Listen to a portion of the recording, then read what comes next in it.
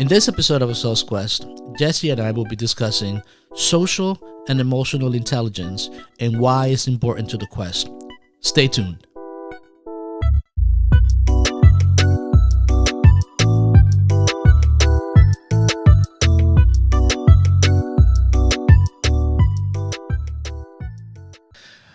All right, so today we're talking about one of your subject matter, something that you're passionate about, and I am doing hostess duties. Yeah, that's actually more important that you're actually doing. It's not a hostess. You're not a hostess. I don't know what. Regardless of what some people think about you, you're definitely not a hostess. You're a host. Oh, okay. Yeah, a handsome host. Well, thank you. Hey, I could put my voice deep like this. Yeah, how does it feel to be the host? I'm nervous. Really? Yeah. I was nervous when I first started doing this. No, too. but you're natural at this, you know? I don't know. Yeah. I think it does help to have some sort of like, okay, this is what we're going to talk about. Mm-hmm. Scripted, It that does. helps a little bit. I don't like to look at notes because then people think, oh, they don't know what they're talking about. But that's how you come across more. But we want to make sure that we actually we're giving the right information. And hitting on significant points. I know. We want it to be of value. Yeah, but in season 1, I was like, no, I don't want to have any notes. I don't want to look at that. I don't know what. Yeah, but I've resigned to it. Yeah, but I have notes here because you see, like, I don't know how these people do it, but I guess I gotta keep them like right here so that I can see what I'm asking and look at my notes. Oh, but okay. it's It helps me, like it helps particularly for the way that my brain functions and the way, because it's all over the place. I think this gives me a really good. You have spaghetti brain. Spaghetti brain. Squirrel. Isn't that what it's called? Yeah. Isn't that what it's called for real though? Yeah. Well, I don't know. Where women like compartmentalize stuff. No, women have spaghetti brains. Okay, let's not get into the whole. Forget it. That's not this episode. Because again, we have aspects of everything. That's not this episode. That is not this episode. Okay. All right. Anyways, so what is this episode? So we're here because we really want to start creating some practical. The things that we talked about different things, right? And the main things is we are a couple, obviously. Oh, okay. Did you? Okay. Yeah. So we're partners, and we are two aspects of the same coin, right? You are way more practical than I am. Mm-hmm. I live in the air up there, I'm like so I'm less practical, but you are practical, and you have a better. You're much better at grounding things that I tend to be, so we balance each other out really well. So we want to talk about a topic that I like, which is emotional intelligence, and I think that this is very important because of the old maxim of knowing thyself. You have to know yourself, and as an individual, but also in the confines of a society and interacting with others. Mm-hmm. So you have to be able to understand those two aspects. So today's topic is about emotional intelligence and the different components of it. Mm-hmm. Emotional and social intelligence. Emotional and social and social intelligence, the different components on it, right? And how it relates to the quest, right? And to your individual quest. Right. So, okay. I first want to start by asking, what is emotional intelligence? Define it technically, and what are the origins of it? Okay. So I personally love the idea of emotional intelligence because it's something that I'm continuing to work on. So although I'm becoming a subject matter expert in it, I'm nowhere near in my own personal quest of being at that level of, I guess, self-actualized, which is not a thing. So I'm constantly evolving when it comes to emotional intelligence. Yeah. But emotional intelligence basically is something that it's been around since the early 30s, right? 1930s. And just to preface that, it's been around forever, but it was labeled in the early 30s. And it was popularized, or notoriety was brought to the term of emotional intelligence by Daniel Goleman, who is a psychologist and a science journalist. Okay. So he's a scientist. His mind operates this way, and from that scientific aspect, right? But emotional intelligence is basically the ability to know yourself, to understand your feelings, and to understand the feelings of other people's, to keep it very, very simple, right? And to do that, there are 5 components that Daniel talks about in his, or Goleman talks about in his book. Yeah. But before we get into the components, I want to touch on something that you said about the misconception about social and emotional intelligence. I remember working in schools when we first brought up this idea. People say, "What do they want us to do right now? Hold hands and sing Kumbaya." And it's Okay. I felt that was very derogatory. Yeah, but what you're mentioning right now is that this is a science a study. Daniel Goleman has done that. Yes, and he has been able to really articulate it in a way. Is that what you're mentioning? In his book, he wrote a book called Emotional Intelligence, right? And he wrote this book in the 90s. I think it was in the early 90s. That was the first book that he wrote on emotional intelligence that I'm aware of. And I read that book a long time ago, and he comes from the scientific aspect of talking about it because, and just to be really for the sake of time, is that we, the amygdala, I think that's how you pronounce it. The amygdala is where all of our emotions are stored, right? And what happens is in certain situations, like say an argument, you're having an argument, say you and I are arguing, right? Just to keep it with us. What happens is there's an influx of emotions that get into this amygdala, right? Because that's where the emotions are stored. And it's so many different, there's anger, frustration, anxiety, hurt, all these different emotions that you start to feel at the same time. And that influx is like an overload for the amygdala. Okay. Emotional intelligence then is the ability to regulate that in that moment when you're feeling that. So if you and I are having an argument, for me, let me put it on myself, for me to say, whoa, time out.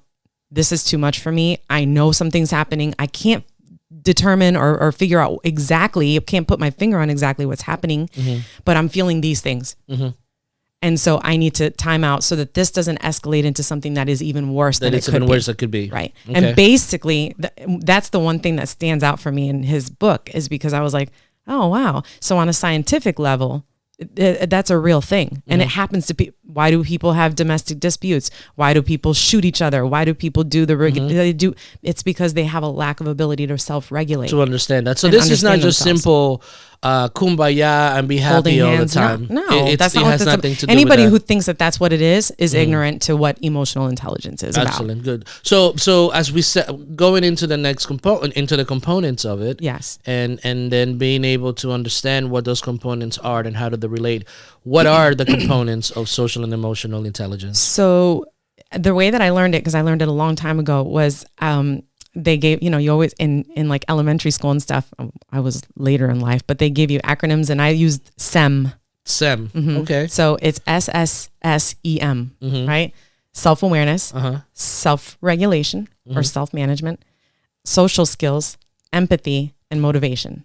Okay. Those are the 5 components that Daniel Goleman talks about in his original book. Now that's fluctuated over time, and people have, done their thing to it or whatever. But basically, those are the 5 basic elements or domains of emotional intelligence. And can you take us to each one? Let's start with self-awareness. So basically, self-awareness is that ability to understand your own emotions, right? Your strengths, your weaknesses, your values, basically your moral compass. Okay. Self-regulation or self-management, very simply, is that to have this awareness. So you have the self-awareness, to have that awareness that I'm feeling these things in this moment. How am I going to be, how am I going to respond? Am I going to be reactive? Am I going to be proactive? Yeah. Okay. So basic terms. Social skills are how you interact with other people and understanding your like managing your relationships basically with other people. Yeah, because we live in a social structure. Yeah, and we have to interact with other people. Absolutely, on a regular basis. And that's like it's in personal relationships, professional relationships, things like that, right? Empathy is basically just considering somebody else's feelings, and not only it's different from sympathy, people get it confused sometimes. Sympathy is feeling sorry for somebody. Correct. Right? Yeah. And empathy is being able to talk to somebody and understand and feel that emotion that they're feeling to the point that you are so understanding of what they're going through that you can empathize with them. You know what I mean? Yeah. And then, one of the things that I wrote in my notes is, especially when people are making decisions, is to understand where they're at to help them make decisions, or for you to make decisions. You know what I mean? And I always had I'm glad that you kind of like clarify that idea of empathy, and because I feel that a lot of people think of empathy as in sympathy, right? Which is you are feeling sorry in sympathy for somebody else.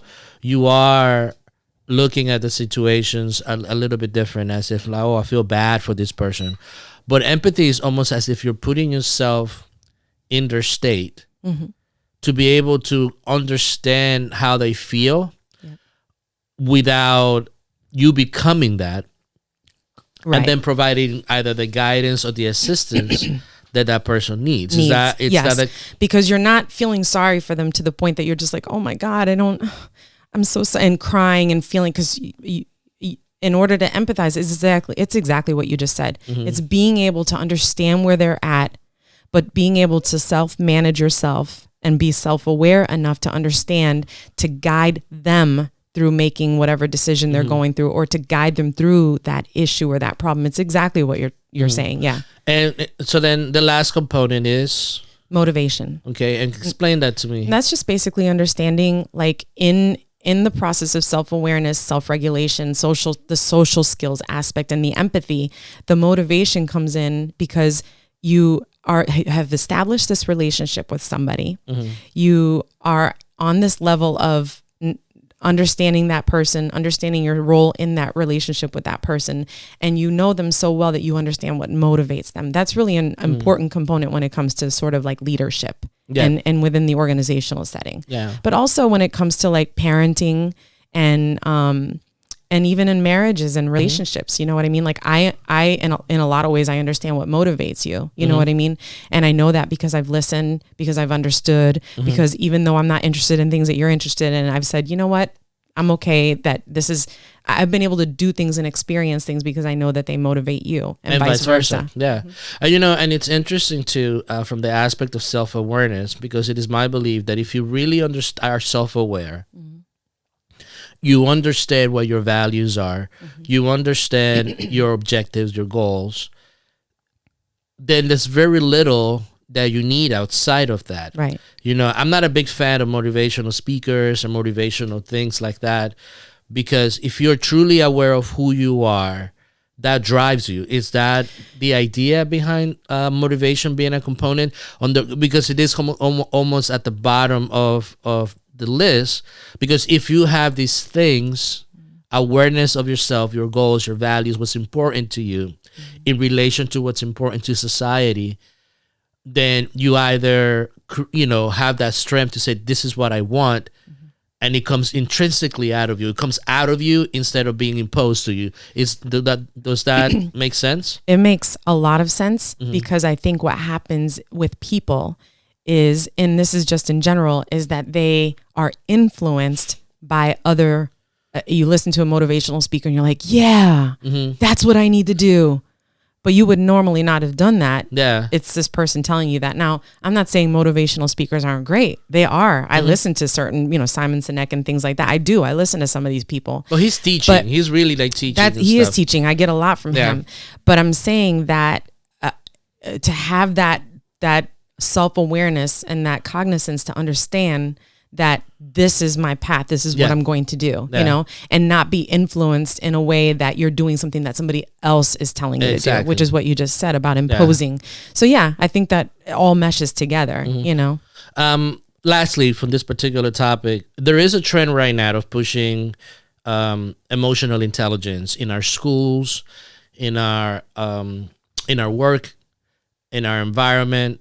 There's a big push for that. Why do you think that is?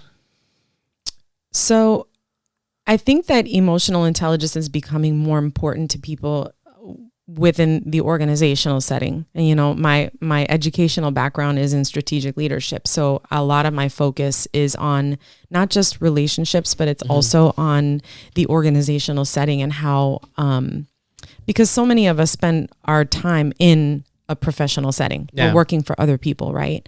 So not everybody wants to go to work every day. I certainly don't want to go to work every day. You know what I mean? But what can that leadership, administration, CEOs, all that, what do they need to do or impart to their employees to motivate them, to help build them up and to help them be all that they can be? You know, that's why I'm passionate about servant leadership, is because that is something that's that role that person takes is there. It's like, I always think of you as a servant leadership, because you always stood in that position of, I want to build you up. What tools can I give you? What resources can I give you? What motivates you? What drives you? And that's emotional intelligence, is having the capacity to be patient, to listen to other people, to understand their needs, their desires, their wants, and help them to achieve that. Yeah. And I think a lot of CEOs and leaders and people in both the profit and nonprofit worlds are understanding that my business, my organization will be more successful if I impart these domains of emotional intelligence and social intelligence. And I think that is more effective too. I think that you get more out of individuals and their talents when they're in a setting that is more positive. It's a win-win. It's a win-win situation. But people don't, I think that the reason why it has evolved and there's such a big push for it is because we waste talent and we waste time. And then this really maximizes that idea and that efficiency. People don't understand that every single person within an organization, from the custodial, from the lawn people who maintain the facilities, from to the next level, the support, the administration, all the way to the top, it's a cohesive unit. You know, there's this theory, it's called systems theory, and one piece doesn't work without the other piece. And that systems theory is it's all basic. Right? Yeah, it's like an ecosystem. It is. That's what the systems theory is. Yeah. And so from a scientific level, but people don't understand the importance of the social skills and what you can get from a custodial person or a facilities person, and what you can get from the top, and meshing those things together and bring it together to have a successful organization. Yeah. And then people are more happy. People want to be in your organization. If they're going to be away from their families, they're happy to do it because they're getting something that is intrinsic rather than extrinsic. Correct. They're getting both because they're getting paid. They're getting the extrinsics are the, you know, materialistic things, but what drives them to be in that place comes from having that emotional intelligence. Emotional intelligence, yeah. So just to recap, again, I'm not a hostess with the most, like you. I'm not a host like you, so I got my I'm never going to live that hostess with the mostest down. Sorry, you brought that up. So to recap, right, emotional intelligence is a component of our sum total, right?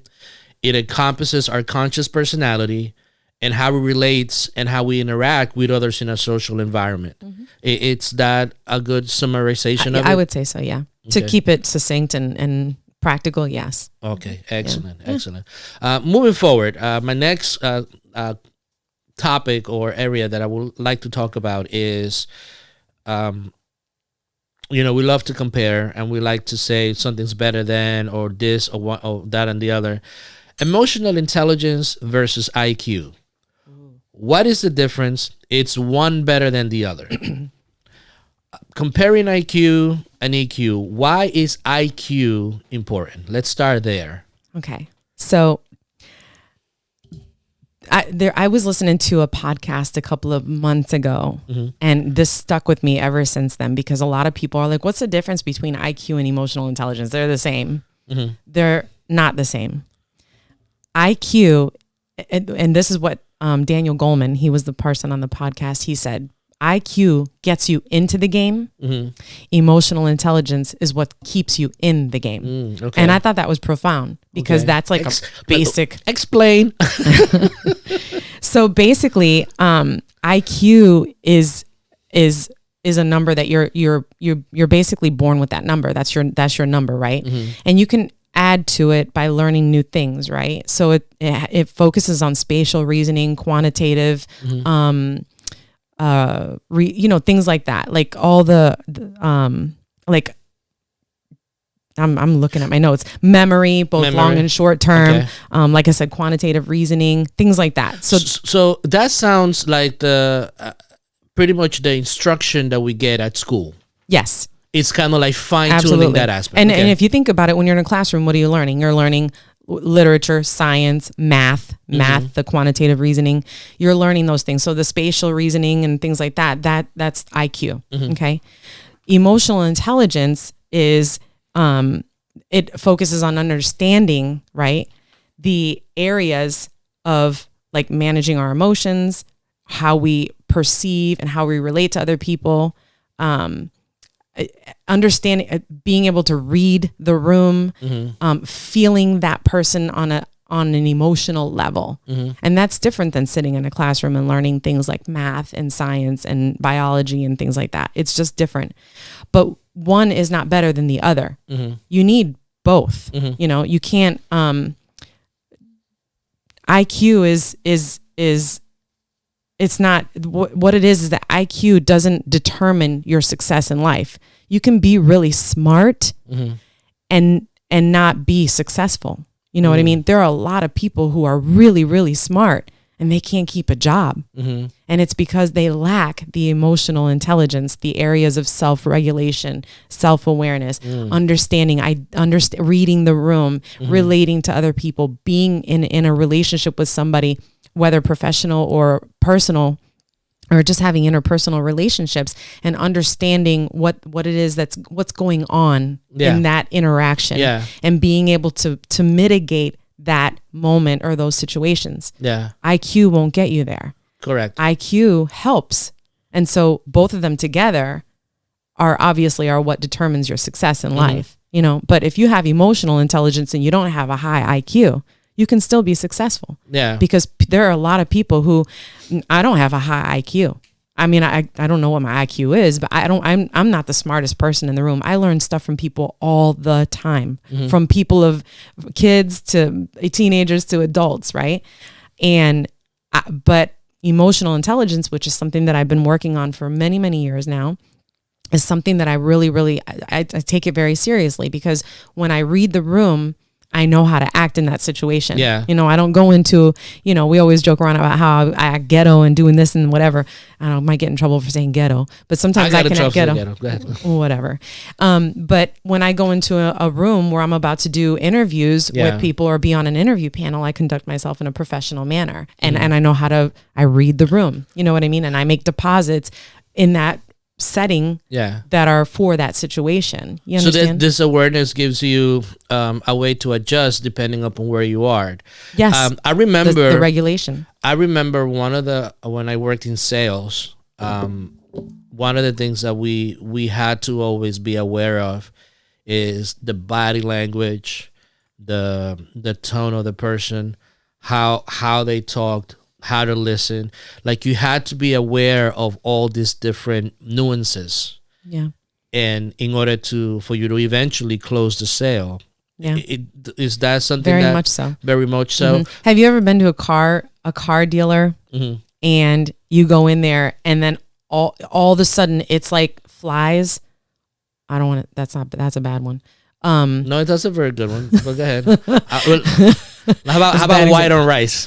White on rice. Okay, that's a good one. That's a pretty good one. Yeah. They just approach you, right? And they just start asking you questions. Do you need help? And if they would approach you in a manner that is more conducive, they would have a person that is more receptive to that interaction, right? But it's interesting, because in sales, like, one of the things that you do is, in the first 10, 15 seconds, like, you have to somewhat build a rapport with someone. So I remember when I was learning the different techniques and the different ways, I was reading NLP, neuro-linguistic programming, and positioning your body in a certain way, listening to cues and then responding, asking a lot of questions, because you want to get to that empathetic state in which you understand the pain points of that person, and then be able to provide solutions and options so they could select which prescription, will be the best solution for that pain point that they're dealing. And I guess that's EQ, but EQ, the emotional it's aspect. both. It's IQ and EQ. And you then just said both. And then because yeah. you were talking about understanding the cues, understanding whatever, but being able to give them options. See, that's the IQ part. Yeah. Is okay, now I know that I can offer them this. Yeah. That's the IQ part, right? And the EQ spatial part, awareness, right? Exactly. Is now, okay, I've listened to them. Mm-hmm. I've heard what they need. I've heard what they want. I heard their desires. I've heard their pain. Yeah. I understand that they might suffer this way if they have this option, blah, and being able to say, okay, I understand where you're at. These are the options that I have for you. And how can I help you to accomplish that goal? You know what I mean? That's the motivation part. Yeah. Is giving them the motivation to overcome it, because they may not feel like they can have whatever it is. I don't have an example. We're just talking in general, but it's both, which is why IQ, it's not IQ versus EQ. It should be IQ. It's like a really good marriage if you think about it. So we'll do an episode, I think, this season on polarities. I think we talked about those things before, but now that you mentioned that, because again, a lot of people want to keep the two separated, but it's the integration of the two that gives you more tools and more expertise as you continue on your quest. Yeah. Right? Yeah. There isn't in any way, shape, or form, and there isn't any one person that can convince me that you don't need emotional intelligence in the things in your daily interactions with even yourself. You know, how many times have I been by myself and I've gotten upset about something? Yeah. You know what I mean? Yeah. And so that sounds crazy, but it's that self-regulation and things like that keep you going. But you're right. That's exactly what you have to have both, I think. So to recap this question, right? IQ gets us into the game.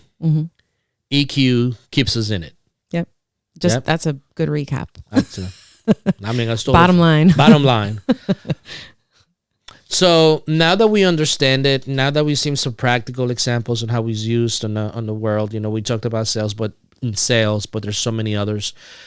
Can emotional intelligence, let me say that again. Can emotional intelligence be learned or enhanced? Yes. And how do we expand our emotional intelligence?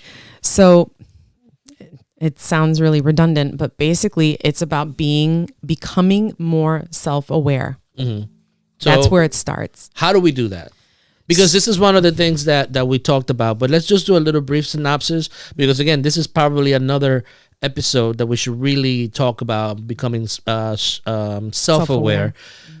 Because a lot of the stuff that we're aware of are really just superficial level things, right? So how do we become more self-aware? So I'll share a personal, if that's okay. Anecdote? Yeah.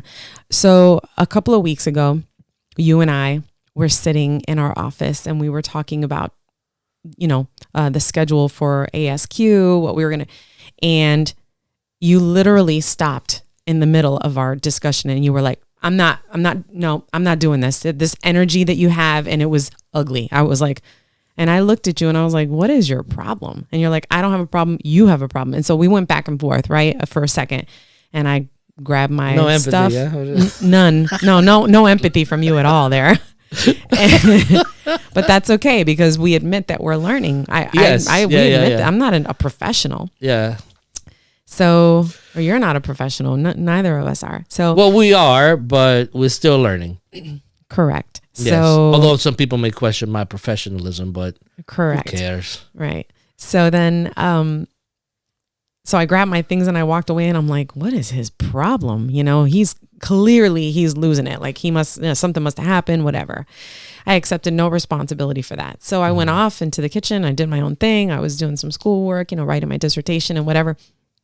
And I couldn't focus on writing my dissertation, even though that is the very thing that I'm talking about, is emotional intelligence, right? And toxicity and stuff. So I was upset. So I start journaling, just writing in my own journal. And I write about what took place, what happened. And I start to write down the feelings that I'm feeling in that moment. Okay. So this is not number one, but because there's no order, but number one in the ways that you become self-aware, right?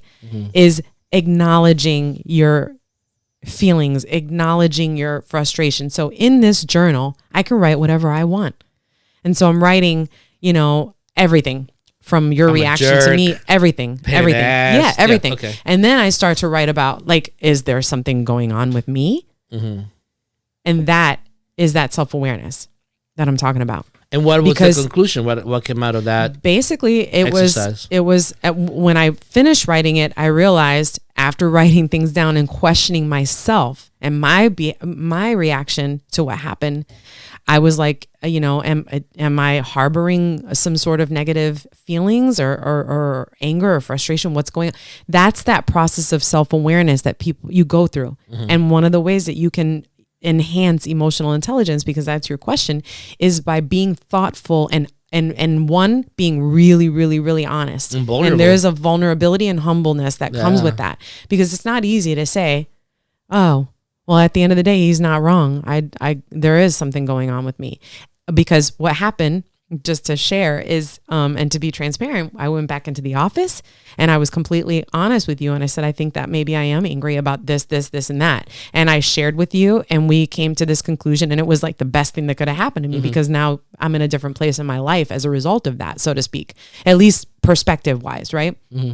So the ways that you can enhance just to conclude that story, is that I have been able to become more self-aware of my behaviors by being able to journal, right? And when I'm not in a place where I can journal, you have to be able to self-regulate and self-manage yourself to the point where you can understand what is happening in this conversation. So when I'm having a conversation with somebody and I feel like I'm not liking what they're saying, or they may not like what I'm saying, to be so aware and being able to have the ability to read that other person and then regulate how you respond to that person. Can I switch this conversation up? Can I emphasize what I'm saying in a different way, or clear it, or ask them, do you understand what I'm saying? No, I really do. Yeah. No, I'm saying in that conversation. Yeah. Do you understand what I'm saying? Do you follow me? It's so important to do that, because when you do that, that person's walls come down. That feeling of being attacked or feeling like you're saying something that's offensive, those walls come down, because you're breaking that wall by saying to them, hey, I feel you. I understand you. I don't feel like you're following me. What can I do to make it more clear? What do you need from me? Things like that. Yeah. And really for me, so I'm talking from a personal level, is that I have had to take many situations where because then what happens, and this is borderline, I could get in trouble for this, but if you're not able to do that, and you always think that you're right in every single conversation, and you think that there's nothing that anybody can say that is different than yours, I have a high amount of education, but I am in no way, shape, or form smarter than the next person. Yeah. I learned so much from so many other people that I owe everything that I do, think, everything to so many other people. And I've been able to take that knowledge and build me, Jesse, what you see here, right? And make decisions and do things for myself. And I'm still learning. So, but if you can't do that, if you don't think that other people can teach you things, or that other people have feelings, or that you can't empathize and be vulnerable and be humble with other people, then you're a borderline narcissist. You understand? Yeah. And you're in this different plane. You just can't, you're not going to deal with, like you said, that somebody said to you about what is emotional intelligence. It's nothing but holding hands and kumbaya. That is a prime example. Yeah. I don't know who that was, but that is a prime example, because we have so much that we can learn from other people. Mm-hmm. And if we take the time to be self-aware, self-manage our reactions and our feelings and how we respond to other people, and then have those social skills and build our interpersonal relationships with the components of self-awareness and self-regulation, imagine how successful you'd be in life. I don't feel like I've been able to get along in life without being, you always tell me you talk to everybody. You're amazing. And I'm like, I don't like talking to people. I'm an introvert. I don't like it. But if I have to do it, I can do it. You have to adjust. And I've been able to do it. And I've made really great negotiations. When we bought our car, I was like, I was reading the room. I was like, I'll go get him. Yeah, exactly. Because that I'm going to I'm going to get in good with these people and I'm going to get my way. I don't want to buy the car for this. I want to buy it for this. So that's what I'm talking about. One of the things that I've learned that's a practical example of how you could expand your self-awareness, right, is meditation and reading. Definitely. Those two things it's helped me so much to understand and adjust to certain situations. Meditation in particular, and I'm not of the belief that you're gonna meditate and you're gonna levitate.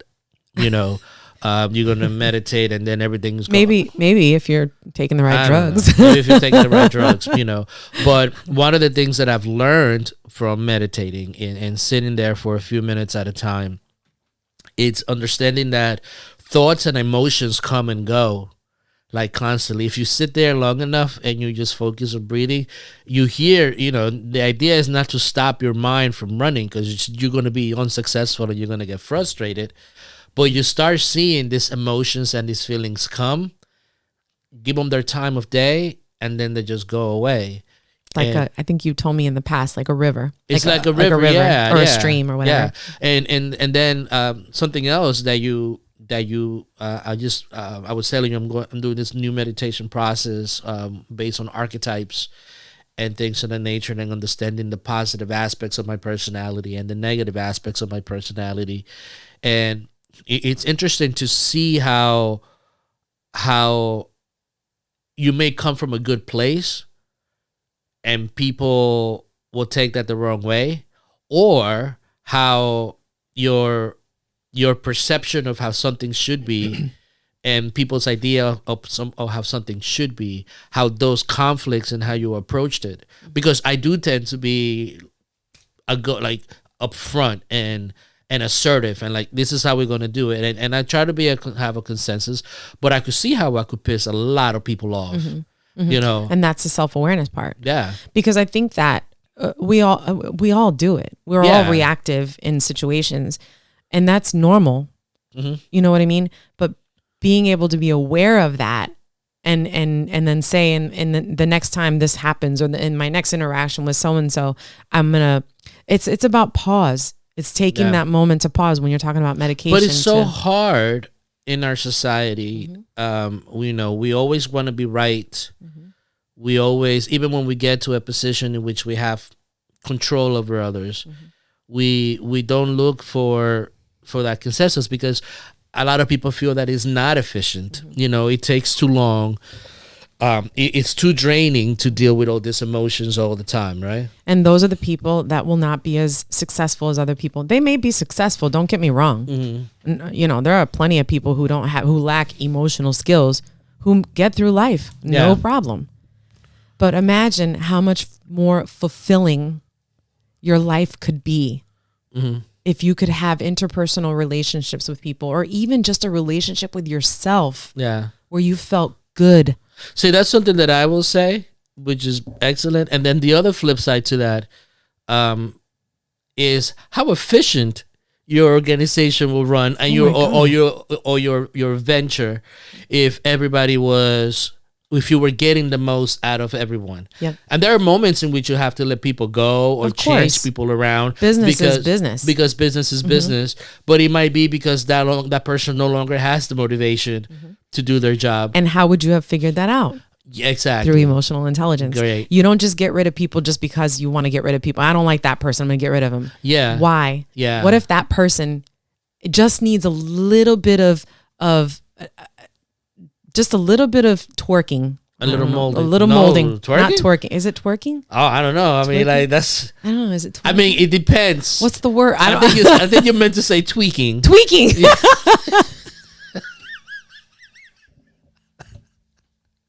Oh, that's hilarious. Oh, I'm so glad I don't get embarrassed by stuff like that. Tweaking, not twerking. Sorry, that's hilarious. You can twerk if you want to. It would put you in a different state of mind, Oh my God, I can't believe that. It's hilarious. That is pretty funny. I meant a little bit of tweaking on that. It's talking to that person. Yeah. Yeah. You know what I mean? Taking the time to get to know that person. How many CEOs and people in leadership positions do not know the names of people below them? Yeah. So we were just having a conversation the other day, and the person was like, I know the name of every single person. What was that? We were just talking to somebody the other day. And they were saying that they know their boss knew the names of everybody or something like that. Yeah. And I was just like, wow, that's impressive. Like, how many people were in the company? 5? Or was it? And it wasn't. It was a big company. Yeah. I'm really bad at that. Remember people's There's names? nothing wrong with that. No, I'm but just saying, I'm bringing that up because one of the books that people love to read, particularly when you go into business and when you go into sales, is How to Win Friends and Influence Others, right? And in that book, I think it's Dale. No, it's not Dale Carnegie. I forgot who it was. He mentions the fact that a person's name is like the most important thing to them. So if you remember their name, they'll feel so much better. yeah, You know. you don't have to know any, but if you don't know their name, is there something else that you remember about that person? Yeah, exactly. You know, there's a lot of people's names that I don't remember. I mean, I don't remember shit from yesterday. You know, like it's bad. I have a bad memory. I'm good at remembering situations with kids. Like when I were working with kids, it's like I used to go, Terry used to say that. It's like, how do you know all these kids? Yeah. And I'm like, I mean, you only hear like once or twice a week. How do you know all these kids? It's like, just take a little time, ask them, like, you know, how are you? And you know, with kids, it's so interesting because like they look at me and they're like, oh, you remembered that? He's like, wait a minute, you talking to me? Yeah. Oh, You're an adult. Why are you asking me how I'm doing? Mm-hmm.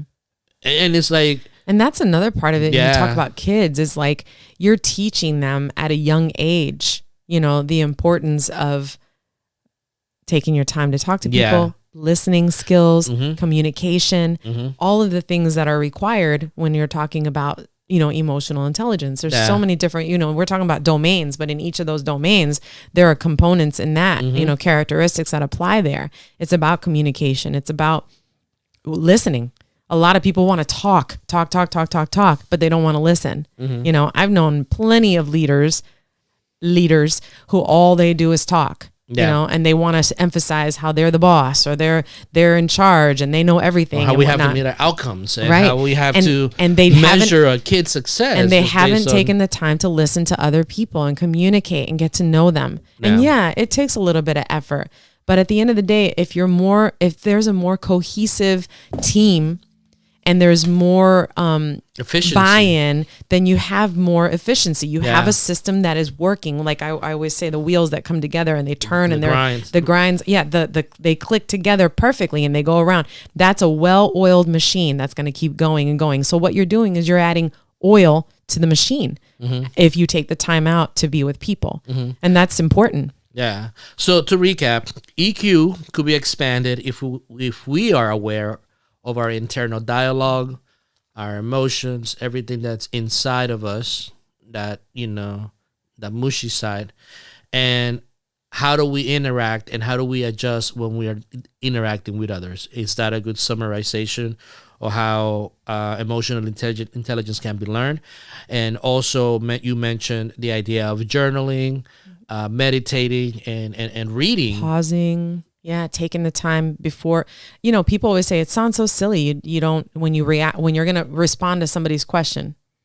But if you ask me a question and I stop and I think about your question for a moment and then I respond, how much more efficient is my response going to be? Yeah. You know, instead of, you know, you just answer the question. You're not thinking things through. Yeah. I mean, I think I did that in one of my questions here. That's why I was looking at my notes. I'm fumbling because I'm like, oh, wait. Oh, okay. You know, because I didn't stop and say, okay, think about it. Yeah. Emotional intelligence versus IQ. I got this. I know this. I don't need to look at notes for that. Correct. But I did because I was fumbling because I just responded immediately. I didn't pause to say, oh, you know what I mean? So much to be said for taking a moment to pause. Okay. So yeah, things like, so meditation, pause. Yeah. Okay. So the last portion of which I want to talk about is, why is emotional and social intelligence critical to an individual's quest? You know, here we focus on a soul's quest, and primarily is the individual taking that initiative in their lives, taking that going on that quest. So why is this important part of that? So I can only speak from a personal point of view. But from at a macro level, I think that emotional and social intelligence are critical, for the success of an organization. And some people will disagree, and they'll say, well, I'm successful and I've never had to interact with any of my people. And that's great. That's fine.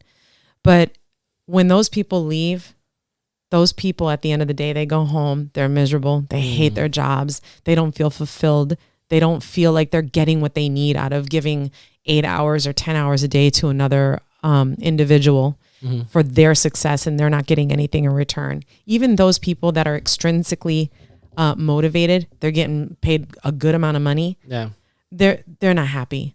I've worked with people who've made $150,000 a year, and they're just miserable. Cogs in the wheel. They're just doing stuff because they don't feel intrinsically motivated, right? So at the macro level, it's important, and I think if you care about people, if you're a CEO or a leader or an individual in a leadership, or not even people in a leadership position, but people who are wanting to be in a leadership position, it's so critical to understand the effect that you have on other people and the potential adverse or positive effects that you can have on another person, right? So on an individual level, it's important because when you're in the situation where you're the cog in the wheel, if you're self-aware and you're able to manage your feelings, then you're not the person that says, I'm going to freaking quit this job, and just telling your boss off or whatever. But you can actually go into that leader's office and say, listen, this is what I do. This is where I'm at. These are the things that I need. These are my ideas. These are my suggestions. And who knows, the person, the follower in that situation may be able to motivate or influence that leader and provide that leader with a little bit of emotional intelligence as well. You understand? And that is an individual thing for you to have that ability as a follower. Okay. And I know a follower, that word, the very word has a negative connotation. It does. Yeah, but it's so, oh my God, I have people that I'm responsible for at my job, and they influence me in positive ways all the time. Yeah. Part-time people. That's an interesting thing that you mentioned on the macro level, and again, we want to bring it down to the individuals, right? But it's important to think of the macro, the big picture. Yeah. Because this is part of social and emotional intelligence, because we live in a social construct with other people. And one of the things one of the reasons why I think this is so important for people to understand, for individuals to understand, is that we live in a world right now that is it's not the worst time that ever happened in history. Oh, no. Not by far. Yeah, no. Not the worst time. But it feels as if it is. Yeah, it's pressure. And there's so much tension, and there's so much pressure. Noise. There's so much noise. And we are buying into a lot of that noise. And as a consequence of it, we are becoming more splintered, more separate. I think that the episodes of road rage and people being really angry, it's hateful really bad towards each other. Yeah. So I think that understanding that big picture, and then understanding that as an individual, I have the option to be able to expand how I interact, to learn and how to moderate and how I interact with those in my immediate surroundings, and have an effect that is more inducing of a totality than a separation, right? Exactly. So it's Which almost is the very thing we talk about all the time. Yeah. So it's almost as if I think that one of the things about the social, us and social and emotional intelligence, is that if it's like the drop in the bucket, the drop of water in the ocean that may seem insignificant. Yep. Working on these things, working on self-awareness, working on self-regulation, it may seem that it's not going to do anything, but that little drop in the bucket, you know, think about how many in the ocean, that is. Right. I don't, and that is the very thing that is emotional intelligence. Yeah. Is having that capacity to understand that I as an individual have the power to either make or break another person. Mm-hmm. You know what I mean? And my environment. And as a consequence, that person that you've either broken or made is going to have a domino effect with other people. Yeah, exactly. It's perpetual. It's a butterfly effect. It's the drops in the ocean that brings us together. And I don't think people understand that. Mm-hmm. And I think that if you did, then you would be like, whoa, that's a lot of power. Let me reevaluate how I respond to people. Mm-hmm. I didn't realize I had that much effect on somebody. But some people love that. Mm-hmm. They love to break other people down. They love to have power over people. They love to make you feel bad. I know you worked for somebody a couple of years ago who, and I always thought this was really ridiculous, but that power that person had, that he influenced so many other people to treat you terribly. Mm-hmm. And I'll never forget that, because I was like, that is the most immature thing ever. Nobody's going to talk to you. You walk into a job and nobody's speaking to you.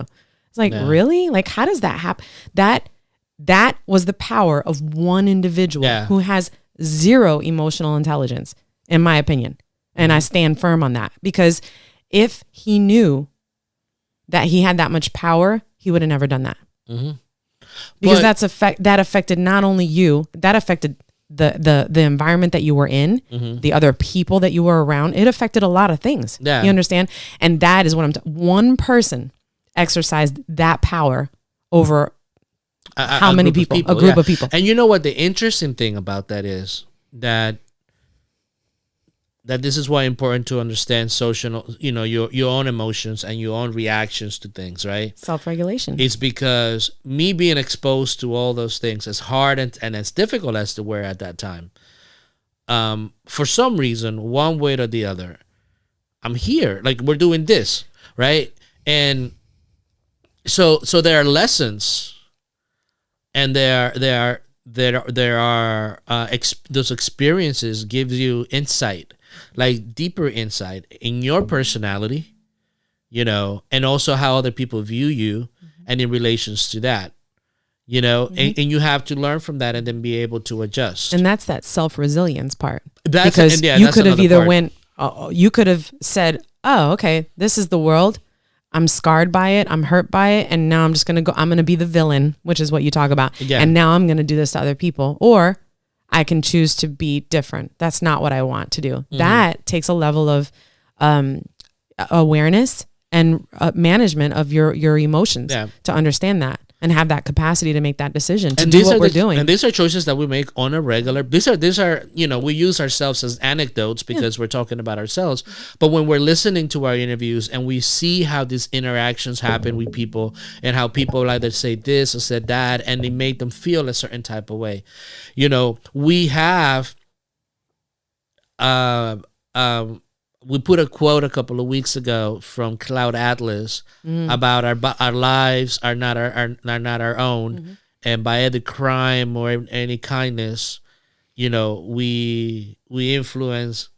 It's like the butterfly effect in a so sense, but it was a beautiful quote. So we don't see that in the connectedness of it all, and I think what social and emotional intelligence is doing from a scientific standpoint, because there is research involved in this, and there is that aspect of many years of research, many years of experimentation, many years of trying to figure out a way to systematically incorporate this into our society, through IQ, consequently, right? That is with the intention overall to not to tame the animal in us, but to be able to bring it together, to Correct. be able to congeal it all, and make and be able to create a better balance. So I think, like, to summarize it all, emotional intelligence as it relates to the quest really is a tool in which we bring all those emotional aspects of ourselves integrated into ourselves, right? And correct me if I'm wrong. And by us understanding that, then we are better able to relate. I mean, to relate, is that it? To relate to others, relate to society, and then being able to choose what kind of an impact we want to have. Either we want to have a, at least try to align ourselves to a more positive impact or negative impact. Exactly. Would that be a good way to summarize That's exactly it? what, yeah, exactly. Yep. That's what we were just talking about. Exactly. Because I think that when, I've already said this, when we understand that and we understand our significance in this world, we're nothing in this world. I love that Carl Sagan, his, when he talks about you are here. Oh, pale blue dot? Yeah, the pale blue dot. Yeah. That, every time I watch that, I feel humbled because we are nothing but specks of dust in this universe that we're in, right? In this galaxy that we're in. And when you are self-aware, you understand that, then how can you not want to just be good to other people and try to bring out goodness in situations? But the shadow side of us, it's the opposite side too. So there's that battle because somebody might draw the same conclusion and say, well, the hell with this. I'm going to get what I want. Yeah. Yeah, you're right. And they do. People achieve things on the backs of other people all the time. But so this is like the never ending battle. I was going to say, and they may never even realize it. You know what I mean? Yeah. And so I think that my job and my responsibility in this is to definitely finish my dissertation, because this is what this is about: toxicity, emotional and social intelligence, and kindness and things like that. Because I want to leave that. If there's a legacy that I want to leave behind, that's the legacy that I want to leave behind. And again, it's one of the things that I've learned. Or that's what makes me feel better. Yeah. Let me put it that way. My shadow side is dark too. We all have it. And I have the propensity to sometimes be like, well, you know what? Fuck that. I'm not, I do. But at the end of the day, we ghetto. But I don't, it doesn't make me feel good. I don't feel good at the end of the day with that. I just don't. But some people do. And that's okay. More power to you. Yeah. But that's just not how I want to live my life. Yeah. One of the things that I always, that again, from the macro, because we see it in the big picture, right?